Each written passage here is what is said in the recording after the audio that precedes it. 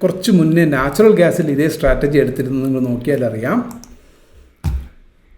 ഇതാ July മന്തും May മന്തും future അത് അടുത്ത മാസത്തെ ഇത് ഡിഫറൻസ് നോക്കൂ. അതിൽ തന്നെ ഇപ്പോഴത്തെ നിങ്ങൾ വേറൊന്നും നോക്കണ്ട. 2000 ഇത് ഇപ്പോൾ കുറച്ച് മുന്നേ എടുത്താണ് നാച്ചുറൽ ഗ്യാസിൻ്റെ ജൂലൈ ഫ്യൂച്ചേഴ്സ്. അത് അങ്ങനെയായിരുന്നു അതിൻ്റെ ഡിഫറൻസ് ഉണ്ടായത്. കറണ്ട് മന്തിലല്ലായിരുന്നു അതിൻ്റെ ഡിഫറൻസ് കൂടുതലുണ്ടായിരുന്നത്. അത് നെക്സ്റ്റ് മന്തും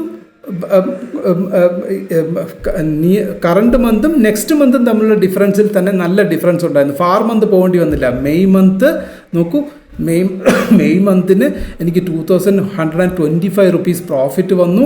പക്ഷേ ജൂലൈ മന്ത് എന്ത് ചെയ്തു, ഞാൻ റെഡ്യൂസ് ചെയ്തത് അത് ഇൻക്രീസായി. തമ്മിലുള്ള ഡിഫറൻസ് നോക്കൂ. ഈ ഡിഫറൻസിൽ നിന്നും വീണ്ടും കൃത്യമായിട്ട് ഓൾമോസ്റ്റ് ഒരു 700 റുപ്പീസ് അല്ലെങ്കിൽ കറക്റ്റ് 700 റുപ്പീസ് എന്താണ് ഇതിൽ പ്രോഫിറ്റ് ഉണ്ട്. പ്ലസ് അഡീഷണലി ഓൾറെഡി അല്ലാതെ ഒരു ഓപ്ഷൻസ് സ്ട്രാങ്കിൾ എടുത്തിട്ടുണ്ടായിരുന്നു. രണ്ടും ലെഗ് വൈസ് നോക്കുമ്പോൾ അങ്ങനെ കാണിക്കത്തുള്ളൂ. ഇത് ഓർഡർ വൈസ് കാണാൻ പറ്റുമോ നോക്കട്ടെ. ബൈ ഓർഡേഴ്സ് ഇല്ല, ഇങ്ങനെ കാണുന്നുള്ളൂ.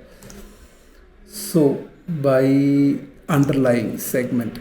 സോ ഇപ്പം തന്നെ ഇത് നിഫ്റ്റിയിൽ എനിക്കത് ഇത് കാണിക്കുന്നില്ല. അത് എന്താണെന്നറിയില്ല, റിജക്റ്റായി. But this is how it works. അപ്പോൾ ഇതേ സെയിം മെത്തേഡ് തന്നെയാണ് ഞാൻ ഈ ഒരു സ്ട്രാറ്റജി എടുത്തേക്കുന്നത്. നിങ്ങൾ നോക്കിയാൽ അറിയാം. ഫ്യൂച്ചേഴ്സ് ഇതിപ്പോൾ ഞാൻ പറഞ്ഞു ഏത് ഇൻസ്ട്രുമെൻറ്റിലും വേണമെങ്കിലും നമുക്ക് ചെയ്യാം. നാച്ചുറൽ ഗ്യാസിലും ചെയ്യാം, ക്രൂഡ് ഓയിലിൽ ചെയ്യാം, ഗോൾഡിൽ ചെയ്യാം.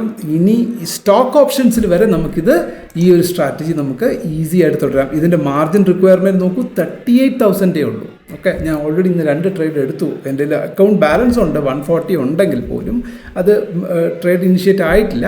I don't know what's the reason.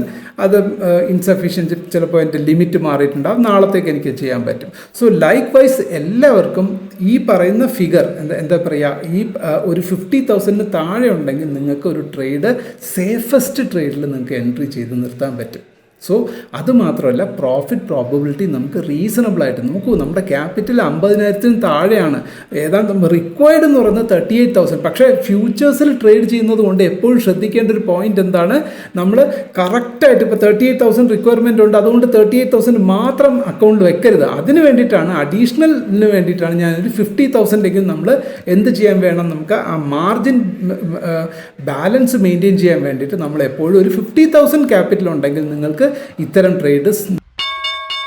Investments in the securities market are subject to market risk. Read all the related documents carefully before investing.